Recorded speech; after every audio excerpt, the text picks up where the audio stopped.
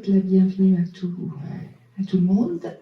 Je suis très heureuse d'accueillir Alain Chenal pour cette exposition. Il a eu la gentillesse de venir me voir il y a quelque temps en disant ce serait bien que mes dernières icônes soient présentées dans la boutique Ciel et Terre.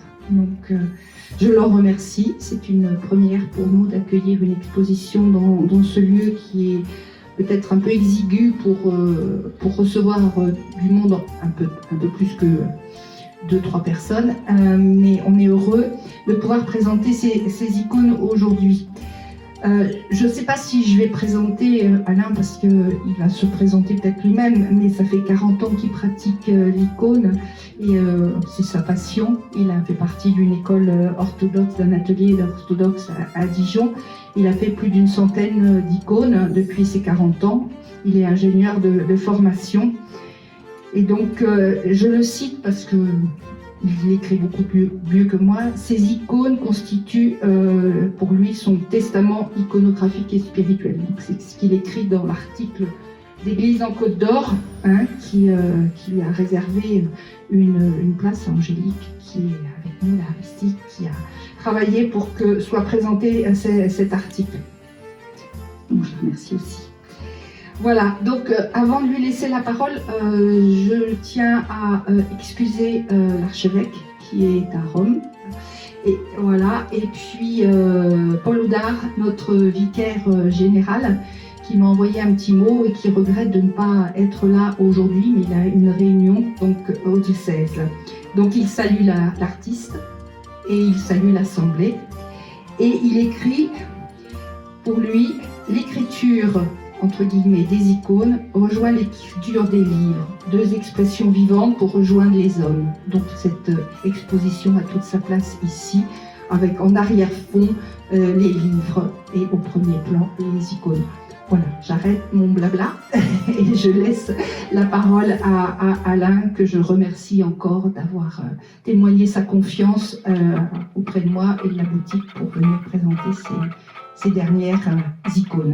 Ces 4 dernières icônes.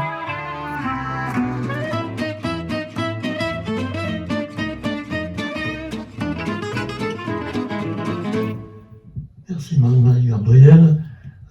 Tu as ouvert ta boutique à un art, mais qui est déjà bien présent par toutes les reproductions que tu vends. Voilà.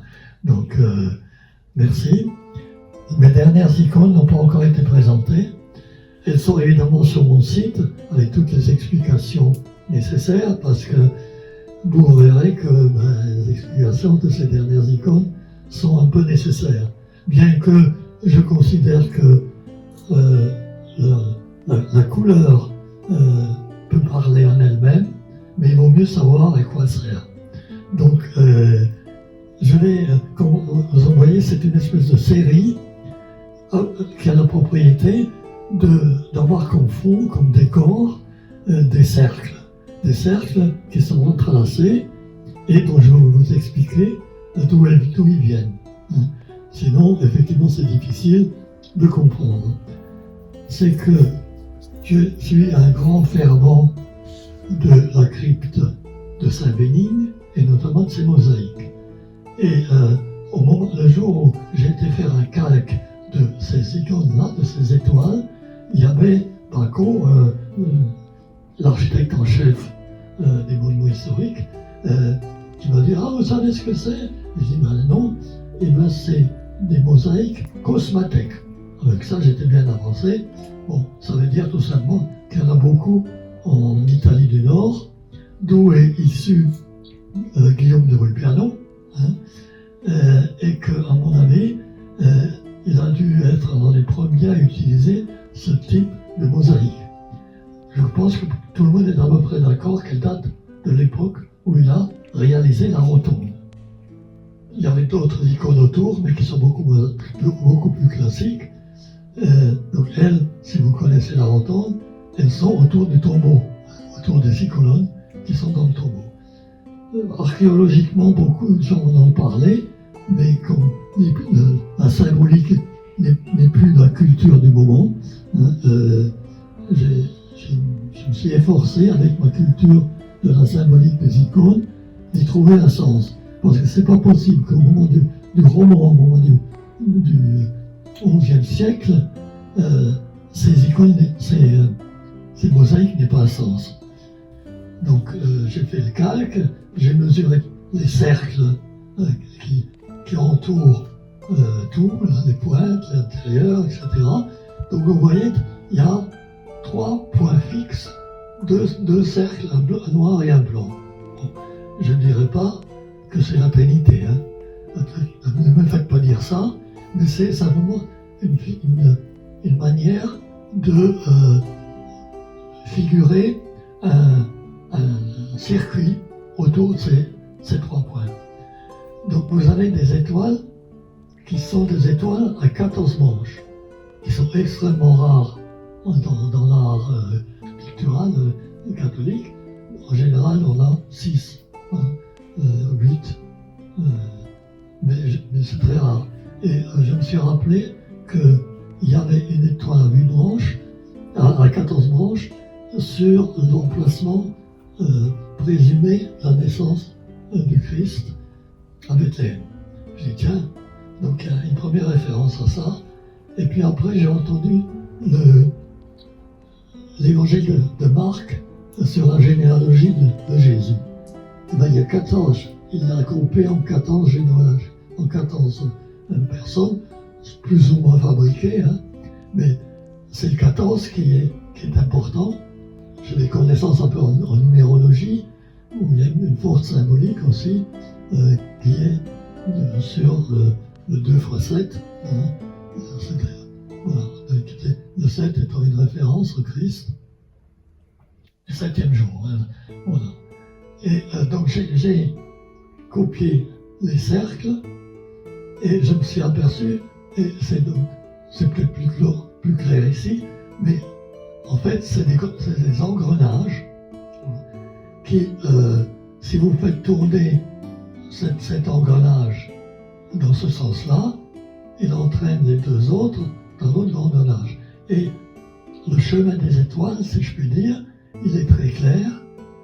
Il part d'ici, il embraye sur celui-là, il passe en dessous de celui-là, il ressort là, il repasse au-dessus, et part en dessous, et rejoint le premier.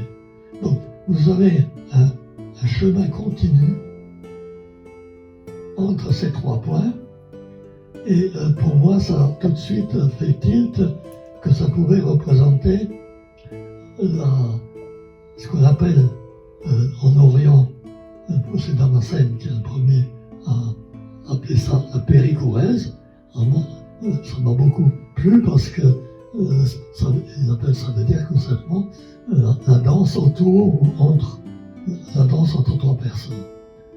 Et je suis tombé sur un livre d'Emmanuel Durand qui était intitulé La danse, l'amour, c'est mon frère Emmanuel Durand, il appelle ça la péricourèse des personnes divines.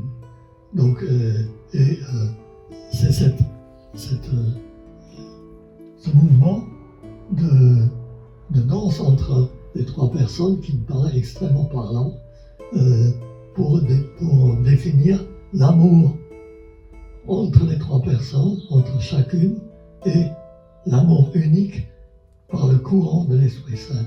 Donc, j'ai affecté, si vous voulez, un peu symboliquement, le premier cercle qui est bien séparé des autres. Hein. Il y a 3 cercles au milieu, il y en a 3 à l'extérieur. Les 3 de l'extérieur sont tangents. Et ces 3 cercles extérieurs tangents qui créent ce courant continu qui passe de l'un à l'autre continuellement. Et donc ça symbolise un peu la réciprocité de l'amour entre les personnes et leur unité. Voilà. Alors, j'ai fait un petit album où j'explique ça tranquillement, hein, et parce que mon grand étonnement, comme j'avais pris des mesures, c'est qu'il les mesures de ces cercles ne sont pas anodins. Hein. Les deux premiers cercles sont là, le blanc et le double du rayon du noir, du foncé. Et après, il suffit d'ajouter l'épaisseur de ces petites ces circulations qu'il y a autour. Évidemment, je peux noter que c'était un marbre en 3 couleurs. On entre déjà dans la Trinité. Et ces bordures, elles suivent exactement le mouvement de l'intérieur et passent continuellement de l'extérieur à l'intérieur, de l'intérieur à l'extérieur, et renforcent cette unité, cette idée de réciprocité et de relation d'unité. Et on va passer à des explications pour chacun des utilisations. Donc, la première icône, qui est, que j'appelle Dieu et relation d'amour. Voilà. Et j'ai simplement fait allusion au Père par un Yod, au Hé, au l'Esprit par un Hé, et au Christ par un Yod, en référence au nom hébreu qui a été donné dans la Bible, au Yod, Hé, Vav, Hé. Et vous remarquerez qu'il y a 2 fois Hé, donc ça montre bien qu'il y a un départ qui est la source de l'amour, qu'on appelle Père couramment, qui, par l'Esprit Saint, engendre le Fils unique, qui lui, une fois mort et ressuscité, par l'Esprit Saint, rejoint le Père. Et c'est ça, c'est le fond de cette idée de péricorèse. Alors, je me suis dit que cette péricorèse, on a plutôt l'habitude de la présenter non pas verticalement, parce que ça pourrait donner l'idée qu'il y a une hiérarchie. Or, il n'y a pas de hiérarchie, donc je me suis dit, je fais rouler la troisième pour la mettre sur un triangle, qui est une représentation plus traditionnelle, où on retrouve exactement les mêmes mouvements. Le Père passant par l'Esprit engendre le Fils ressuscité par l'Esprit retourne au Père. Mais je trouve que c'est beaucoup plus parlant que ces triangles qu'on représente, qu'on utilise d'habitude pour représenter, pour figurer l'idée. Et après, on m'a demandé, oui, mais ça c'est Dieu dans son firmament, dans son ciel, mais nous, on est là-dedans. Et c'est là où je me suis dit, tiens, on peut greffer sur ces 3-là un troisième, ce qu'on appelle les lobes, un troisième lobe de cercle, et ça fonctionne toujours. Vous voyez là, le Père, par l'Esprit, peut passer là-dedans, et chacun est relié à l'autre.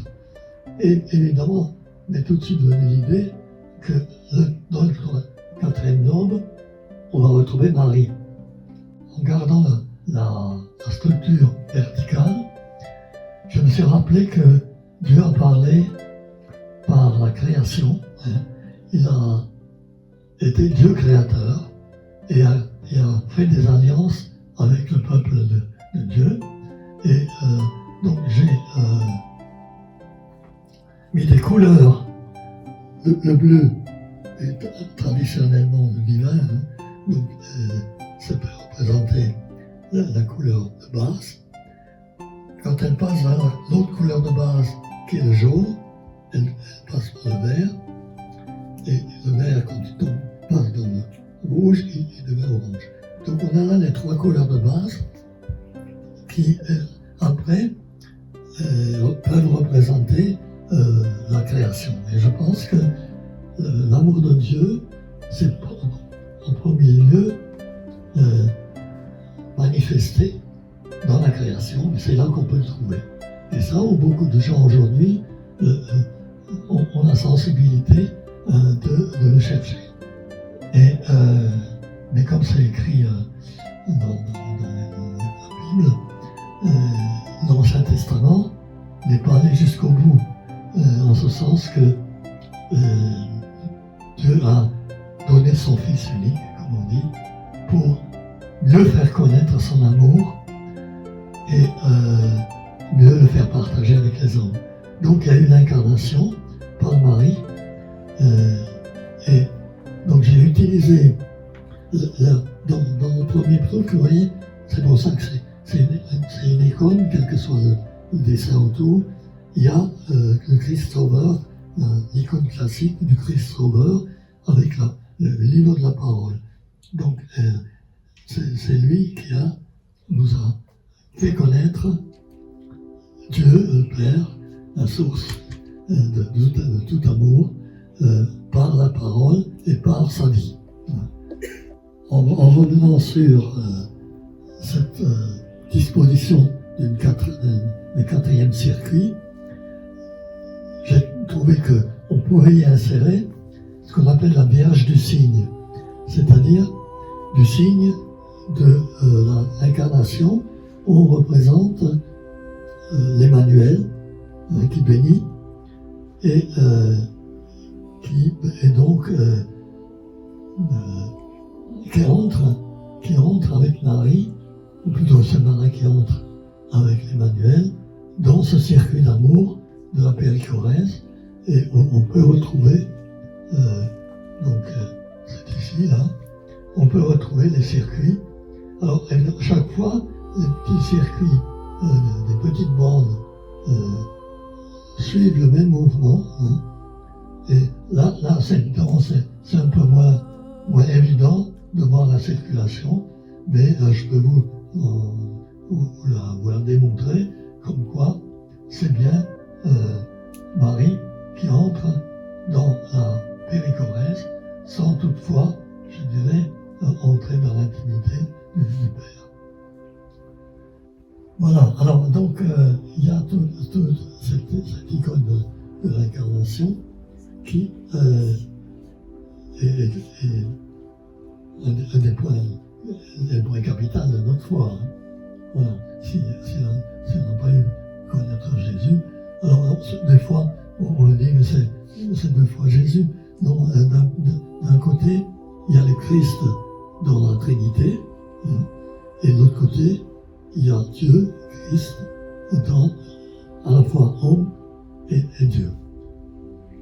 Et je suis resté très longtemps sur ces trois modèles, jusqu'à ce que je me suis dit, mais il y a certainement, qu'est-ce que ça fait l'Eucharistie là-dedans? Parce que dans le monde de présence que nous offre Dieu dans son amour, son ultime humilité, si je puis dire, après s'être abaissé à prendre un cœur d'homme, il s'est abaissé à se rendre présent dans un morceau de pain et le vin, qui sont des matières, mais je dirais, comme c'est dit au canon de la messe, qui sont passés par le travail des hommes. Voilà. Donc j'ai pris l'icône traditionnelle du Christ Sauveur en remplaçant le livre par le calice et la main qui bénit d'habitude elle bénit avec l'icône, avec l'hostie. Et là aussi, donc, on a ce courant orange, hein, que j'appelle la périchorèse, qui anime cette troisième présence et cette communion qui nous est possible, qui nous est rendue possible à la périchorèse, c'est-à-dire à la circulation d'amour des trois personnes, à travers de l'Eucharistie, ce qui est souvent un peu négligé et totalement communion, je pense, traduit bien cette troisième icône. C'est la communion par les saintes espèces à l'amour de Dieu, qui est capital. Alors, au bout de ça, j'ai retrouvé cette possibilité de présence cachée, hein, dans un saint qui devint Charles de Foucauld. J'étais au pèlerinage à la Sécrème, et en revenant, j'ai fait une petite icône, et je ne sais pourquoi, ce qui m'a fait mettre, non pas n'importe quoi, une croix, même la croix habituelle de ceux qui ont suivi le père de Foucauld, mais j'ai mis l'Eucharistie. Et parce que pour lui, elle était tellement importante qu'elle était vraiment une présence cachée, complètement cachée, dans un milieu plus ou moins hostile des Touaregs, hein, mais qui se traduisait par un immense amour, une immense amitié avec ce peuple. Et comme on a fêté la Pentecôte et puis la Trinité, et qu'on va fêter ces jours-ci, je me suis rappelé que quand j'ai fait l'icône de la Pentecôte, c'est un modèle d'un grand iconographe orthodoxe qui nous servait de beaucoup, contemporain, hein, qui nous a servi beaucoup de modèle à mon maître François Chenu, qu'il avait mis dans le cercle d'où sortent les flammes, il avait mis des cercles. Ils étaient tellement effacés qu'on ne voyait pas comment ils marchaient. Hein. Mais je me suis dit, mais si lui a mis des cercles, moi je peux mettre des cercles aussi. Hein. Donc du coup, j'ai mis cette péricorèse pour bien signifier que l'Esprit Saint, c'est pas uniquement la personne de l'Esprit Saint, hein, qui est tombée sur eux, mais par les flammes, c'est la péricorèse entière, c'est-à-dire l'amour trinitaire, qui les ont animés après. Et j'ose penser que quand ils ont sorti du Cénacle pour annoncer la bonne nouvelle, ils n'ont pas fait que causer. Hein. Je pense que quand ils étaient tellement fous de joie que je pense qu'ils ont peut-être prêché, mais en dansant. Donc ça retrouve cette idée, c'est vrai, de péricorèse. Voilà. Alors donc, j'ai fait ça, donc ce petit album que vous trouvez sur mon site iconealain.free.fr, que Jean-Pierre Pilverdet, qui est par là, m'a remis sur le site parce que j'en avais d'autres, mais ça c'est la dernière version, que j'ai intitulée « La danse d'amour de la Sainte Trinité ». Et donc, moi je vous invite tous à le voir. Je peux le faire imprimer pour 10 €, hein, mais c'est quand même cher. Par contre, vous le trouverez sur mon site à la rubrique album. Hein, voilà. Et par rapport à ce que j'ai dit sur la symbolique avec les panneaux que Gabriel tient toujours finalement, parce que je me suis dit, tout le monde n'est pas dans le milieu catho pour comprendre ça. J'ai simplement extrait la symbolique de la cathédrale, de la crypte autour de la cathédrale, avec ce que je vous ai expliqué là. Et en plus, il y a aussi l'intérieur de la colonnade de la crypte qui a des dispositions et des mesures tout à fait remarquables, hein, symboliques, et qui sont en relation aussi avec les icônes qui sont autour du tombeau. Donc ça, c'est un autre document qui est plus moins religieux, si je puis dire. Voilà, je vous remercie pour votre attention. Je m'excuse de ma voix qui est vraiment au bout du rouleau. Et vous pourrez Donc, posez des questions, je vais rester encore là. Et puis là, toute la semaine, vous pouvez passer vous rendre visite à Marie-Gabrielle et à tout ce qu'elle expose et ce qu'elle vend.